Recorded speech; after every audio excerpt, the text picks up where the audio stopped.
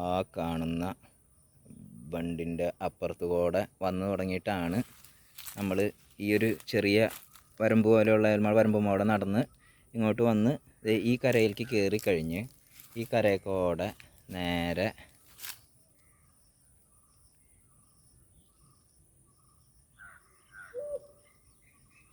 കണ്ട സൗണ്ട് കേട്ടാ.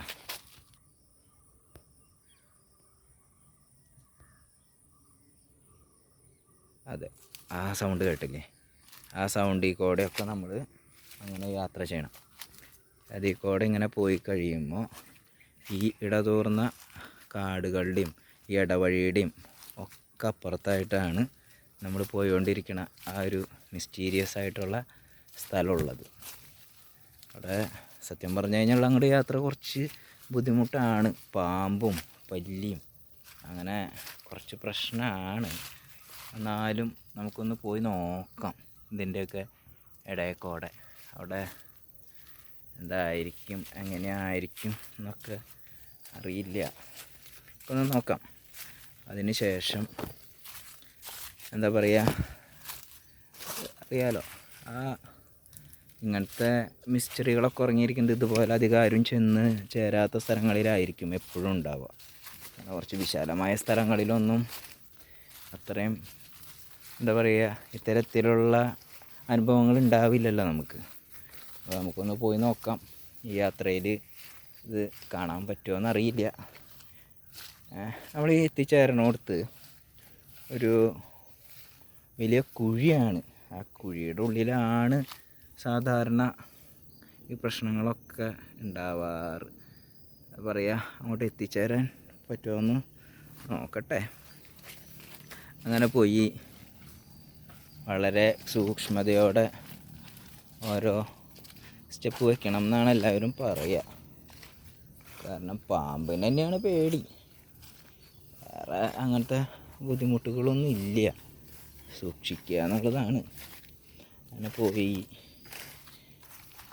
അതിൻ്റെ ഇടയ്ക്ക് ഇവിടെ കുറുക്കന്മാരുണ്ടെന്നൊക്കെ പറയുന്നുണ്ട്, അറിയില്ല, നോക്കാം. എന്തോ കാലുമ്മ കൊണ്ടുപോലോ, നോക്കട്ടെ എവിടെയാണെന്ന്.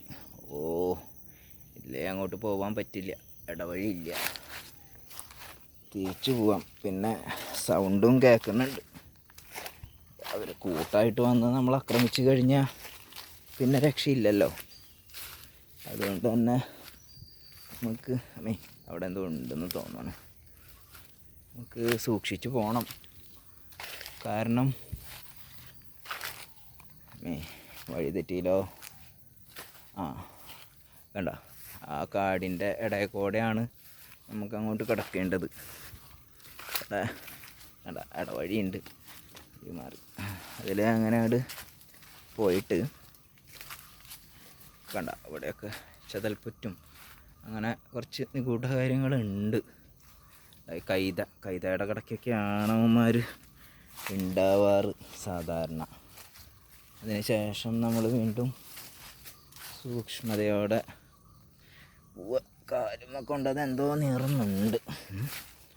അതിന് ശേഷം നമുക്ക് നോക്കാം എന്താണുള്ളതെന്ന്. പോയി വേണ്ട, ഇതിലാണ് അവിടെ എത്തേണ്ട ഒരു സ്ഥലമാണത്. അവിടെ കനക്കം കണ്ട സൗണ്ടുകൾ കേൾക്കുന്നുണ്ട്. നോക്കാം എന്താണ് ഉണ്ടാവുക എന്ന്.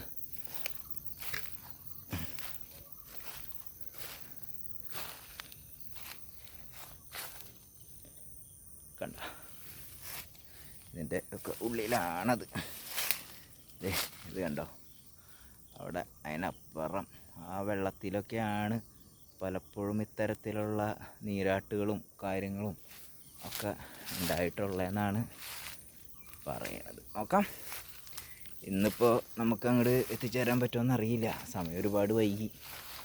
വേറൊരു ദിവസം നമുക്ക് വീണ്ടും വന്ന് നോക്കാം. പിന്നെ ഇതെവിടെയാണെന്നൊന്നും അങ്ങനെ പറയണില്ല, പറയാനത് ശരിയല്ലല്ലോ. അവിടേക്കുള്ള ജനങ്ങൾ യാത്രയൊക്കെ കൂടിക്കഴിഞ്ഞാൽ പിന്നെ പൊതുവിൽ എന്താ പറയുക, അവർക്ക് ഒരു സ്വസ്ഥ വാസം ഇല്ലാണ്ടായി പോവുമല്ലോ.